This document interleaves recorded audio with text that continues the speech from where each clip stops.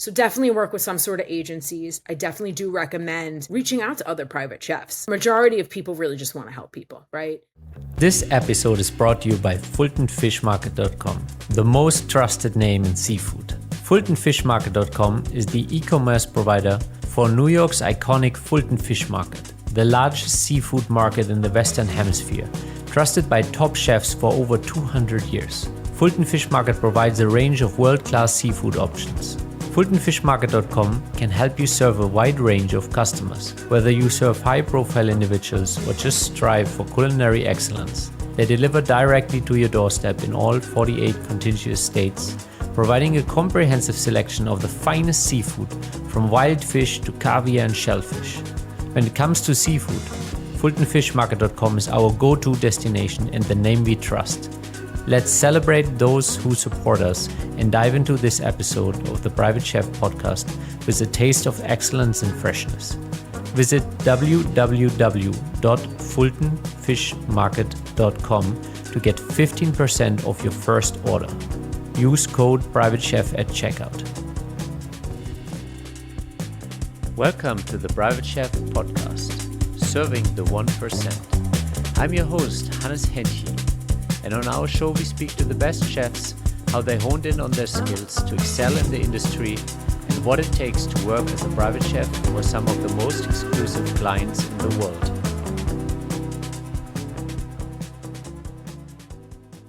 Welcome to the Private Chef podcast. I'm your host, Hannes Hennche. Today we have an exciting guest joining us, Chef Tina Dejesus, the talented New York-based private chef and proud owner of VegHead Chef.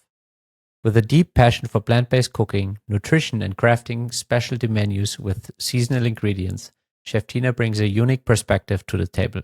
Throughout our discussion, we will delve into her inspiring career journey, her dedication to promoting healthy cuisines, the challenges she faces as a private chef, and the creative culinary solutions she employs to surpass her clients' expectations. Welcome to the show. Thank you. Thank you so much for having me. Excited to be here. You're welcome. So first things first, where does your culinary passion stem from? So my culinary passion honestly really stems from when I was 17. I was working in my first restaurant, and I found it to be the most exciting, thrilling experience. I wasn't in the kitchen. I was definitely working. I was 17, so I was a host, a server, to-go person when to-go first came out. And I realized I was about 19, and I was like, I really enjoy the thrill, the excitement of working in the restaurant environment. I was young, right? I loved that excitement. I loved the group of people. Everyone was fun. They were somewhat different. It ranged in people you would work with. So I had a choice where I was finishing up getting my associates at the local college, and I was like, what am I going to do? And I had two passions, history and culinary. Really not culinary, I would say hospitality. And I was like, I know I'm not going to work as a front of the house manager. That's not for me. So I chose culinary. There was no real passion behind it. I was like, I just feel I need to go.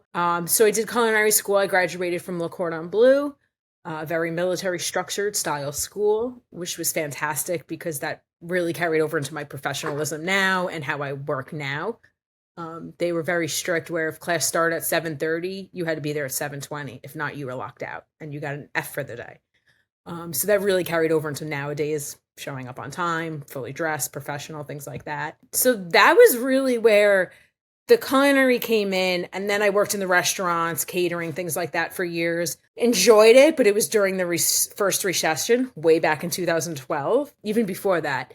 And there was no money in it. I was making $9 an hour and working. So I always went back and forth between kitchen, server, bartender. I always did small little private stuff on the side, so that kind of always kept me like interested in it. And then it wasn't until 2013, I was like, I'm done working in the restaurants. I was working till, 3, 4 in the morning sometimes. Well, really, you'd work to 1, then you'd stay out to 3, 4 in the morning with everyone, have that shift drink for the sunrise together, right? And then I'd sleep all day.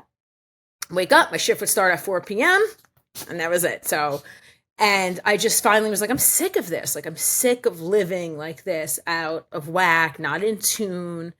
So I took a break from hospitality altogether. and I worked with adults with autism, which was one of my best jobs I've ever done in my life. And I actually did cook for them, though. I did like kind of direct care, was their chef, things like that, took care of them. So I was still always like taking care of people, right? Serving. Um, and then during that phase, that's when I was like, wait, I have such a skill. People would kill, right, to know to cook how I cook, the education that I got from French culinary school. So this job allowed me to have the freedom, because this is how the schedule worked, to really pursue my own passions on the side. So that's where I really dove into like I can use my culinary skills to make healthy food, to do better for myself instead of going out and having that shift drink. I'd rather wake up in the morning and have, my tea with a well-rounded breakfast, and I lied, my coffee. Let's be real. I have tea right now, but so yeah, so that's really where it started, in the sense of I just realized I have a skill, I can use this for good. And during that time I refound my connection with nature and hiking and being outside all the time, and that was something that was a huge part of my childhood. So I took that and restudied nutrition and read books and really dove into plant-based. I was vegetarian at the time, so that's how it started, not because I was like everyone should be vegetarian. I was, and it benefited me for a while. And yeah, so that was like just like the beginning. Yeah. I like how you made the distinction between hospitality and culinary, because I think there's really people who are in this for the hospitality, and there's some people in this for the culinary, and then there's other people for different reasons. But I think being well-rounded in hospitality makes you such a great private chef. Like, and having those different skill sets that you mentioned, from bartending to serving to being maitre d', that actually makes you the perfect individual for a household, because you're so well rounded, but you're like a Swiss Army knife in one person. Mm-hmm. Yeah, and I realized that when I landed my first client. I do mainly in the Hamptons, and I was like, wait, I was embarrassed to say I was a server when I was a chef. And I was like, but this is what a private chef is. You have to be the prep cook, be the server, set the table, be the host, clean up, the dishwasher. You're everything when you're a private chef, if you work in a small household, right? So I really felt that having that front of the house experience was just as vital as the back of the house, because that allowed me to be the perfect private chef. Yeah. And it's so interesting. I like that too, what you just said. Sometimes we're embarrassed about certain experiences that we have in life. But the one thing I learned is nearly every experience in my life served me at another point in life. Like, no matter how basic it might seem, or see, I originally come from a small town outside of Frankfurt, and I literally grew up on my uncle's farm too. Like, I spent so much time there. And to some people that might be like, oh, small town, embarrassing, but then I also worked in New York City for 13 years of my life. So the combination actually makes you, it's a pretty attractive combination for somebody who wants to live healthy and have somebody who understands farm to table, from actually growing up partially on a farm. And suddenly you have somebody who can navigate New York City, but also understands where food comes from in the first place, and it doesn't grow inside the whole food fridge. Yeah. I always say I'm a gardener. I love to garden. I grew up gardening with my dad and this and that. I have a little garden. And to know how things grow and then to cook them is huge. To understand how it starts and how you harvest it and have to nurture it, and what type of vegetable it is, or herb, or whatever, right? Like a rosemary is a shrub that grows completely different than the basil, right? So I always find it interesting that knowing how things start helps you understand how to cook it better. Yeah. And so for you, that's really cool that you did the farm and then you did the fast-paced city life. Yeah, and it's just where I'm getting with this is that people should kind of look back on their life experiences and see, like, how does this apply to private chef position? Because in a private household, there's so many household skills that you will require. And then you can just look at your own life and like, okay, maybe I've acquired those because I had a strict mom who was teaching me certain things in a household, or, I was encouraged to work in a household, or I had to work in a household. And there's a lot of skill that, paired with good hospitality and good culinary skills, translates into a very good private chef. Absolutely. And the whole bringing back to embarrassment, it's like people get a little embarrassed by that because you want to be a chef and you want to show off, but really, it really does help to have that well-rounded. So share the experience. It helps, especially for a young private chef. I mean, I started my company and I kept a part-time job. I had to. It's New York. It's expensive. So I worked in health food stores where I learned about health food products, and I surrounded myself with people like that while still running my business. Yeah. And growing my clientele and getting that, landing that, full-time ideal client position. Yeah, let's talk about that. What was a journey kind of from 0 to 1 for you? Finding your first couple of clients, but also realizing what the perfect client looks like for you as a full-time chef. I will say it took me, I'm going to start backwards. It took me a while to realize who my ideal client is. I also think that in this field, that almost is a privilege because you work hard enough. You say yes to everything. And then you could be like, oh, no, you're not my ideal client. This is my ideal client. Yeah. So how I started, it's actually kind of unique. I definitely, I cooked for a lot of my friends and family. They're your biggest supporters. So in the beginning, I cooked for them a lot. But I ran into someone that I bartended a backyard party for. And he remembered me vividly because I hand squeezed lemons and limes because we had no margarita mix, but that's all his wife wanted. Great. So I ran into them to our local town. Oh my God, I remember you, blah, blah, blah. Wind up working for them. They were in the hospitality, yoga, they own studios and things like that. And then he called me one day, the husband, he's not in hospitality, and he called me and wanted to refer a client to me. So my first client, now mind you, I was doing this on a very small scale. So he called me because he was working for J-Lo and he's like, they're looking for a chef. I think you're the perfect person. And I was like, okay.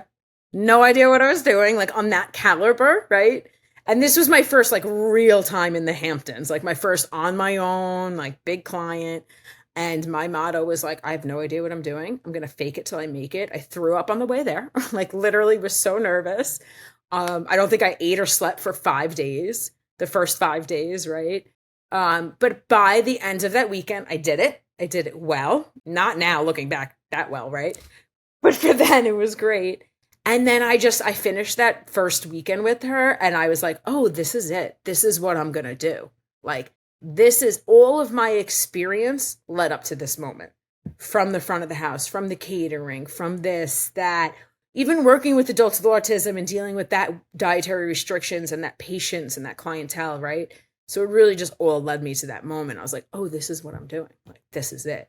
And trust me, I tried not to go back into culinary. I was like, oh, maybe I'll be an event planner. Maybe I'll just do catering.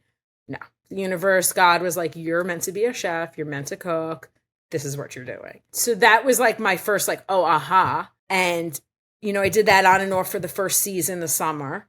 And then after that, I was like, okay, this is what I'm doing. I need to make this work. And I went for freelance. I did the whole freelance side of it as being a private. I also swung into like personal chef. So I do a lot of prepare meals for people and leave it for them in their fridge. I realized, Hampton season's only 3 months. So I need to fill that other, the whole rest of the year. So that was a good weekday type of keep me busy, gain experience, build my recipe book, because you need to have thousands of recipes on the top of your head as a private chef. So so that was it. And then over a couple of years, I just kept freelancing, building my book of business. I, hit it off with my one ideal client. I'm still with them today, 9 years, 10 years later. Actually, this year will be our 10th summer. And she aligned with exactly what I did. And when I went in to go do the trial, I said, I'm going to stay true to myself. I'm not going to use soy sauce. I use coconut aminos. Like, I'm sticking to it. This is me. This is what I know. And thank God I did, because at the end of it, she was like, oh, thank you. Like, I've never had a chef that would use coconut aminos, but this is all I use. And I was like, oh. So we connected right then and there. She was passionate about nutrition, things like that. So that became my ideal client. So from then on, looking for families, women, individuals, couples that already have a passion for nutrition and understanding of the importance, whether they need help. Obviously, that's why they call us. They need help to eat better. That's basically, and then I just ran with that and kept snowballing off that. I connected with that client. And then I was like, oh, this is my client. And then kept going from there. And then just kept seeking out people that were like me, that had that like mindset, that understand that whole foods is the key to health, happy, healthy, right? There's no diet, there's no nothing. It's literally just eating whole Real foods. food. Yeah. Real food. That's it. Like there's no, bacon's not bad for you. No, like, things like that. So it took me a while to find that particular clientele, but it's there. It's there. And I built a book of business off of it, freelance and private. The interesting thing about life is once we know what we represent or who we are, it's a lot easier to raise our flag and kind of show other people that we're there. And then you will suddenly find a whole bunch of clients who actually exactly want that kind of nerdy niche thing that we want. And that's also where it gets really interesting, because you're so niche in your personal interests where you went with it. They have a hard time finding the chef that can cater to it. So once they find you, they're just like amazing. Finally, there's somebody who cares for this as much as I do, and they're willing to work with me. Yep, absolutely. And that's what I felt like with my one client that I'm so with. I was like, oh, we are meant to be together. Like, this is fantastic. Like, we have the same standards of food, same idea of what healthy is, same idea of what clean is, and things like that. So it kind of just checked everything off. And then I built my brand and my website around that to reflect that on me. And that's when the attraction of all the clients that were similar started coming. Yeah. And I think this is, it's almost a bit like Ikigai, you have those different pillars that all jive in and attract that ideal client. And I think this is, again, it's a bit of luxury, what you said. You first have to go and get jobs and get the reps before you even know what the ideal client looks like. And also you need that experience in order to have the ability to say no, because otherwise you feel like you're saying no without actually landing any gigs. And without gigs, you don't have experience. And without experience, you won't get offered more gigs. So I always say yes to everything, especially when you're in the beginning. Yes to everything. Even if you think like, I don't know if I could do it. We live in a day and age of YouTube. You can look it up, read a book, write about it, TikTok, whatever you use. And also just reach out to other chefs. I feel like a lot of private chefs really do want to help. They really do. It's a very lonely field. Yeah, I think so too. And as you said, technology has really changed the game. Like I remember when I started in the chef world. Sorry for the interruption, but we gotta share the news with you. Nothing fishy from FultonFishMarket.com. They're delivering world-class seafood from New York City's legendary Fulton Fish Market straight to your door. Their fishmongers have helped countless chefs get what they need when they need it for over 200 years. Trusting FultonFishMarket.com means their experts work tirelessly to make your day run smoothly. Let your cooking skills shine and elevate your dishes with amazing seafood from FultonFishMarket.com. I was handwriting recipes every day. When I learned something, I wrote it down.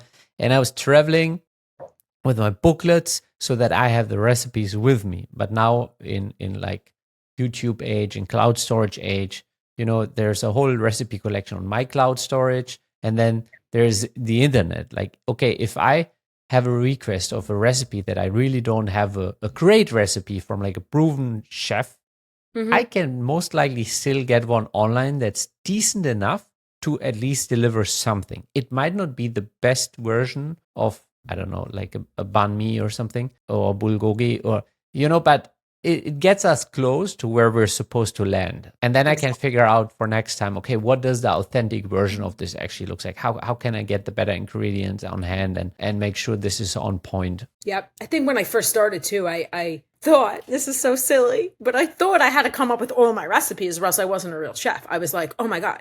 And it wasn't even another chef who told me, it was my best friend. She's like, you could just like Google it if you need help. And I was like, oh yeah, like, why do I feel I have to write all my recipes? And the more you do that, you have more of an understanding of techniques and realizing like, oh wait, every culture has the same techniques. They just use it a little differently. Or every culture has a pasta, a noodle, right? Every culture, that's it. So I think like just researching and finding it, you can do it. But I used to carry around like a little pocket-sized notebook too when I was first in the kitchen. And I would sit here and write it and write and write and write. And I remember when during the beginning of my private chef out in the Hamptons, I actually worked with another private chef and he showed me around. He was like, let me take you on, be my assistant. and I'll show you everything. He introduced me to every provider, this, that. He really just like showed me what it was all about. And I remember having my little notebook in the kitchen. He's like, Tina, put your notebook away. This is a private household. Like, we're going to get this done. I promise you'll remember it. And I was like, okay. I didn't know, right? I just didn't know. I was like, oh no, so no one brings a notebook anymore with them? It's not a thing anymore. Yeah, apparently. Now people I still only do. have- I still actually hand write when I do a lot of recipe development, so I still hand write. Yeah. Because I feel like when I'm doing on my computer, one, my computer is going to be destroyed by the end of cooking because the flour or whatever it is, right? So I still have like I call it my grimoire of all my recipes, and it's a mess of a book, but sometimes you have to when you're in the kitchen and you're like writing, you know, so you don't ruin your phone or everything. You know what you said about I thought I had to come up with all my own recipes. I relate to that somehow. Like in the beginning, I always felt like a fraud when I looked up something, you know, and then and I'm like, no, man, it's just accelerated learning. It's like, okay, instead of me having to go work at that restaurant, I don't know, let it be 11 Madison Park. And then I also realized there's literally 3 Michelin star chefs who are known to copy other chefs' recipes, but they just make them better. So there you go. So this whole idea of having to be authentic to you, it's actually everything that people create is based on something that they've seen somewhere. And yes, it might be a combination. And some people seem to be extremely authentic, but it's all based on something that they've experienced in their life. In the same way, I think chefs can kind of embrace that and be like, hey, if you need recipes, go online and find them. Speak to other chefs. You know, there's WhatsApp groups out there and find help and find those recipes, because it's all about the guest experience and it's not about our ego. I'm like, oh, I'm this chef, I'm that chef. No, it's 100% about the guest experience. Yep. And it doesn't matter. This was something like drilled in my head. The recipe is a guideline. You and I can cook the same recipe and it'll come out different just because of our own hands, our own minds, right? Yeah. And the more experience you have by using those recipes, you will use your intuition then to then be like, okay, this says this much garlic, but I'm just going to double that, right? Like that's, you know, because I'm making it a little differently. And then you work off that, which is really something for younger chefs they should not knock themselves for, right? Everything comes from something, no matter what. Yeah. Like I always think with baking too. Baking there's a basic core cookie recipe. No one's reinvented that, right? Like flavors, time, technique. No, like the measurements work, the science behind it works. Yeah. So it's just do it, because again, it's like you said, accelerated learning. That's a great way to put it. Yeah. So having worked for so many different clients, what would you say are kind of the red flags in choosing a client? Oh man, red flags in choosing a client. So I think a couple of my red flags is not respecting my boundaries.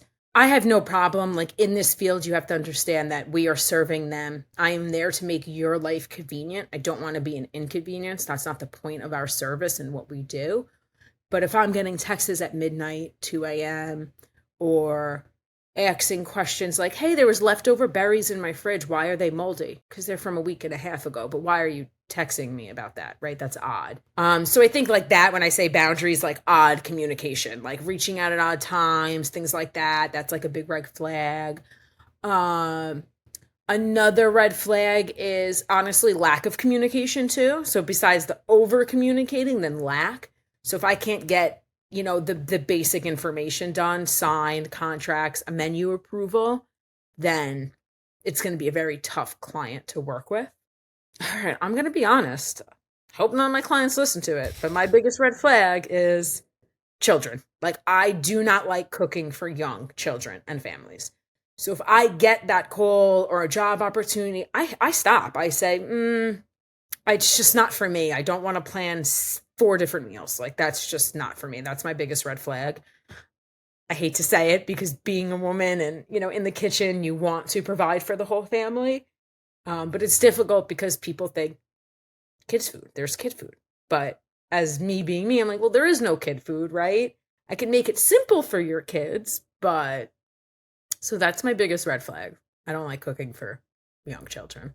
I can relate to that because I don't know, it can get really tricky depending on the expectations also of the parents. And then sometimes it's like, yeah, they're supposed to eat this. I'm like, okay, they won't eat that. but you still want me to feed them something. So where are we meeting here? Like, I think it also for me is the timing. So now you're in a private household, right? Let's say you're doing breakfast, lunch, and dinner. You basically become a short order cook, right? The kids are up earlier, most likely. So you're going to feed the kids and the nanny first, right? yes, Kids eat lunch at noon. Family eats lunch at like 1, 2 o'clock. Kids eat dinner at 5. Adults eat at 6:37. So now you're pumping out a bunch of different meal times. And yes, that to me was always extremely challenging, especially in the Hamptons, because Hamptons is entertaining. It's the show, it's the, guests are coming over and things like that. So I would be feeding the kids. I'd have my helper set the kid table at 5 p.m. when I'm doing a party for 15, 15 people are coming over at 7:30. It just adds an extra level of stress that I just don't want. yeah, fair enough.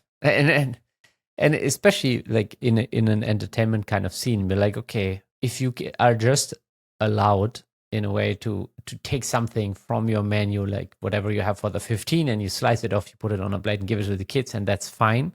That's one thing. But if you suddenly have to start like this whole kids menu on top, then you're like, okay, this is not really where my priorities lie, which is entertaining the parents. Mm-hmm.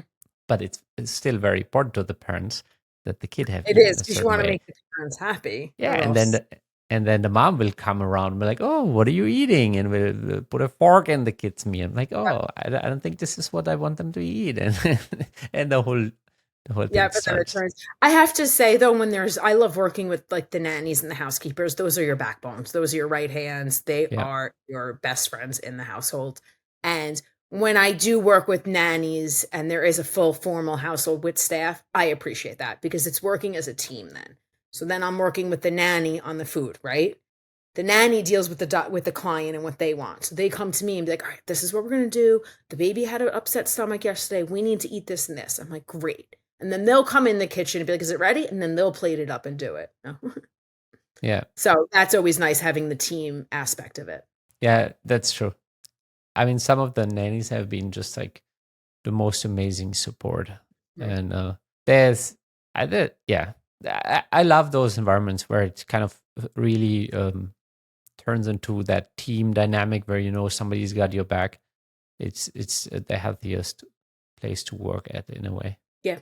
I think that's one of my favorite things about working in a formal household is having the team, Yeah, having housekeepers, having a nanny, someone around to help. It's just it goes smoother when you have a team of people in the household. which is also, by the way, and that's again that comes with experience, not out of arrogance. It's more that I'm choosing to only work for a certain kind of clientele where that is a possibility. Yep. Because Yeah, I it's don't want to be the guy that goes in and whips up the 20 people for somebody who's putting in 3 months salary into trying to make this work as a one-time experience for the family. Because as much as I've done this and it was an amazing experience for them, I know how much more work it is for me and how hard they've worked for that money. So there's kind of a different expectation, and it takes a lot of work on my end, and there is a possibility to just work for a different kind of client who is like, hey, we want a different experience, we want more support for you because it gives us a better experience. So if you can just work on this level with us, we're cool. Yeah. And I prefer that. Yeah, I think it's more of knowing who you are in the kitchen, right? I know I'll do a better job if I do have a helper, right? Yeah. In the kitchen cleaning because I can then solely focus on the food. My food will be 10 times better. I have OCD, so I hate having a messy kitchen. So having a helper, great, you're going to have 10 times better food. So I think it's knowing, right? Like it's not an egotistical place. It's knowing yourself and your strengths and not. I know I'm not good with families. Like it's just not my young kids, I should say, not my forte. Like that's okay. There's nothing wrong with that, right? I think it's good to know that, instead of trying to please everybody and saying yes, yes, yes. And the reality is in the Hamptons, you have enough different clients of just about anything you can think about. You'll find elderly families, you'll find families that have grown kids, you will have teenage kids, you will have toddlers. So it's really you'll have it all out there. You just have to know what you want and build your network, and you can work for your ideal client. Yep, absolutely. And it's saying yes to everything and doing it and just putting yourself out there, right? It's Yeah. really putting yourself out there to fail, because especially when you're starting off, you may be the greatest chef in the world, but like we were saying, if you've never worked in the front of the house, you may be flustered. You may be like, "Oh, I have to talk to guests. Yeah. People have to I have see to me." open the door. I have to say Yeah, like, hello. yep. Or, you're in the household and delivery comes, and you're not going to just ignore everyone. No one's there. You're always in the kitchen. So you're going to take on those extra roles of getting the door, taking the package in, signing for things, letting the client know that something came, arrived, right? Which can go as far as receiving a car, like a brand new car. Like, Oh, can you just, I helped move my clients last yeah, summer because I was like, yeah, yeah, let's do it. Like, let's go. We packed up the whole house. It's the kitchen. I want to know where the kitchen's going, right? yeah, yeah. It's funny. Like I've been there. Like I've helped Mhm, some of them move. I have some of them package stuff. I've received all kinds of items, and mhm. yeah, it's just it becomes part of the job in a way, because it's hard to Exactly. draw a clean line. But you also, like, when you're there to serve them, right? Again, like I was saying earlier, it's you want this service to be anything but inconvenient. Yeah, So, for example, one time a client's like, "Oh my God, I'm so sorry. I have to go pick my other kid up from school. Do you mind watching my kid? I know you're cooking. This isn't your job." And I'm like, so she's sitting next to the couch next to the kitchen. Yeah, fine. Like, no problem. So it's funny that you don't, you could say yes. Well, I'm sorry, you could say no, but then again, it's like, well, I'm here. I'm going to say yes. I'm part yeah. of your team. So, And there, I think the healthy distinction is that the client realized, hey, I know this is not part of your job, but this mhm, one time you would truly help me. And I think the important thing is that it doesn't become a future expectation there. exactly. And that's the biggest thing, is a future expectation, making sure that this doesn't then become a regular thing. Yeah. But So since we're just ahead of spring, if anybody's listening to that who doesn't know how to navigate the job market in the Hamptons, how would you help somebody, or if somebody were to ask you how to get their first Hamptons job this summer, how would you help them navigate that? I actually just wrote a blog post on this. Oh, great. It's We will actually make sure to add that in the show notes. Yeah, I will. I will. It's scheduled for like next week, but so I would say my couple of things that I would definitely go for is, and this is again how I started too, and I found that it works. I definitely think working with agencies, that especially that specialize in culinary, so any sort of, like Hampton's Domestic Agency, Higher Society, things like that, definitely get on their radar. They usually have a lot of opportunities that come. They also provide opportunities for assistant chefs, which I remember when I was starting, I was dreaming of being an assistant chef in the private household because you would learn so much, right? Um, so definitely work with some sort of agencies. I definitely do recommend reaching out to other private chefs. I mean, everyone wants to not everyone, but majority of people really just want to help people, right? So I've you want to work? Come work with me. Let's go do a dinner together. I'll show you around. And then really just find a mentor within there. They'll help you around, show you around. A lot of chefs really do need assistance in the kitchen, so that is a great way to get your foot in there. Yeah. I think Hamptons can be intimidating, but it's once you're out there and you know the area, then you're fine. My third suggestion would be go out to the Hamptons. Go take the drive, drive around, find out where every farm stand is, because that is what the Hamptons is about. They want you to know the area, they want you to know the farmers and the providers. I literally think I did this 2 winters in a row, and I drove around and just introduced myself to every farm stand, local butchers, fishermen. I don't think they remember me, but I did it for my own, right? Like, I'm like, wait, I want to know. In the prime Hampton season, traffic is madness. It is just madness. There's no leisure, even on a Tuesday. So go in on an off season, familiarize yourself with the whole area, find the best farm stands, buy some produce for yourself, buy a little bit because it's expensive, right? Whatever you have to do to just understand what it's like to be out there. It's very small markets, it's very local. There is only two big supermarkets, and one of them is a locally owned supermarket. So that's like my top three. Like, just get yourself out there and just drive around, connect with other chefs, or work with agencies. Yeah. So what are your favorite vendors out there? So my favorite vendors, I use Cantina's in Southampton. That's my favorite butcher. Owned, Yeah. family owned since, oh my God, I think 40s. Two brothers, own it. They're great. They'll prepare anything from you. I got like beautiful tomahawk steaks from them last year. My mouth just started watering. So that's my favorite butcher. Corjay Seafood is my favorite seafood place, but I feel like they may have closed last year, but I have to double check. There was a lot of drama around that. And then Green Thumb is my favorite farm stand. They Yeah. have a lot of organic. So that's like my best. And I try to only use organic, depending on the client, right? But my standard is organic, so Green Thumb is great. And then I use another local company that it's called Rustic Roots Delivery, and they also just deliver right to the Hamptons, and they get from all local farms. I have an interesting conversation we can quickly touch up on. So one of the conversations that I keep having with Hampton clients is, oh, we want everything to be local, and then they come up, for example, with the halibut or something, and they're like, please go to the local fisherman. I'm like, even the local fisherman doesn't have local halibut. You can call them ahead of time. You have to Yeah, call them ahead of time. They'll source anything from you. They flew in something. I came yeah, home from but Portugal. that's the point. They flew in, so Yeah. the clients think that because I Oh, go to the local fisherman, that the fish comes out of the sea in front of them, and there's the same thing is partially true with, for example, going to farm stands. Like 95% of farm stands fill up their shelves with Baldur produce, and you can yeah. see the Baldur truck making the rounds, and in the morning, and I've had discussions with clients. I'm like, I can go to the farm stand, like Hank's farm stand, for example. I can go there and I can buy this for you, and it will be billed by them, but it comes from the Baldo truck. So I might as well have the Baldo truck pull in here and have it delivered to us. Even better because then it's going directly to you. Yeah, it's also the pricing is better and it comes directly to us, and I don't have to like drive around and get stuck in traffic. But the reality is you'd never win on this. Like you just can't do this. Like Nope. I used to order some of my fish from directly from Fulton Fish Market, and they would send it to me. But because it didn't look like it came from the local fisherman, the supply chain was actually shorter.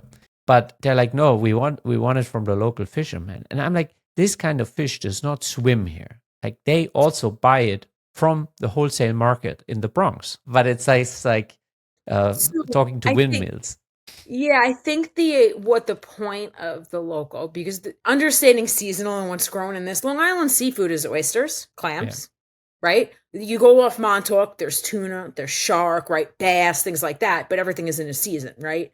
yeah, That aside, like the meat and stuff, I think it really comes to supporting the local companies because they're only open for 3 months out of the year. Even though you can go to Green Thumb and you see Foxy organic cauliflower head, and you're like, that's odd. I think Halsey Farm Stand is the only farm stand that grows like basically everything, like give or yeah. take a few things. But they've been around for God knows how long, right? They're one of the original families out on the East End. But it is hard. I've definitely had that debate with my clients too. And I live on Long Island, so I'll say to them, like, it may not be Hamptons, but it's an hour out of the Hamptons, and that's just as local. Like, it's still Long Island Yeah. grown, raised by our farmers, coming from the North Fork to me, right? Like, it's not. Yeah, I like that distinction that you're saying, okay, they have seasonal business, let's support them. Because Mhm. seasonal business is extremely unpredictable. It might be more predictable in the Hamptons, given that it's the Hamptons, unlike other areas. Oh, yeah, But yeah, it's but booked from Memorial Day to Labor Day. but still, I think that's a great distinction, and so support the local farmers, because otherwise we will only get Foxy and all the other brands at one point, and everything else will be Exactly. gone. And I won't, especially the moment farm stands open, I will not buy my produce at any stores. It's again, it's kind of it's the idea of it, right? I know that my local farm stand gets like a couple of products from a larger company, Yeah. right? Like a larger farm that they get delivered from like Pennsylvania. I don't like it's still, but I'm still going to my local in my neighborhood to give them the money to feed me, right? The idea of like buying whole food at produce in Whole Foods in the summer on Long Island is mind blowing. I'm like, no, won't do it. Anyway, that's too far out. Like if you're Yeah, actually in the Hamptons, you lose a day going to Whole Foods. yeah. Oh well. Everyone ready for this? There's a Whole Foods opening up closer to the Hamptons. So it's going to be off a Sunrise Highway, and it's an easy stop on your way to the Hamptons. And I think they'll be able to deliver. This is going to be like a life changer for everyone out there. Yeah. I was always wondering why they haven't put one there already. I'm like, I understand it's seasonal, but it's still, I think overall there's still a strong demand that could also carry the market through the winter. Oh, yeah. So I agree. No one understands why, but it may be because they won't allow it. Like they really probably will not allow it. Like there's one chain store in Stop and Shop. There's one Stop and Shop in the Hamptons. That's it. Yeah. There's no other King Cullen, but that's a small locally owned family. They've been around. It's compared to other market chains. It's a very, very small family-owned market chain, even though it's big when you're in it. Yeah, so I don't think they would actually allow like a Whole Foods out there. Yeah. But they are building one on the way out there. So all the city people, tell them. Word is going around. Yep. Well, Tina, thank you so much for making the time. Where can people connect with you, find you, read the blog post about how to become a chef in the Hamptons, all of those good things? Yeah, my company name is VegHead Chef, VEGHEAD Chef, CHEF.com. And I'm just VegHead Chef across the board. You can find me Instagram, everywhere, LinkedIn, all the places. VegHead Chef. Just the VegHead Chef. Love just it. VegHead Chef, that's me. Trademarked and all. Really? You trademarked? Yeah. Oh, nice. Yep. A name like that is like VegHead. I really was like, people are gonna try to take it, so I trademarked it a couple years ago. We'd like to thank our sponsor, FultonFishMarket.com, the best seafood in the nation, trusted by the best chefs in the world. Aside from offering premium seafood, they also make life easier for you by delivering all these outstanding products right to your doorstep. Visit the official website www.fultonfishmarket.com and explore their incredible selection of seafood and let your clients experience quality that has captivated palates for generations. Use code PRIVATECHEF at checkout to get 15% of your first order. When it comes to seafood, FultonFishMarket.com is the name we trust. Thank you for joining us at the Private Chef podcast. If you know any highly skilled chefs that want to take their life to the next level, make sure to share this podcast with them. And if you enjoyed this episode, click subscribe and check out our upcoming episodes. Thank you for listening.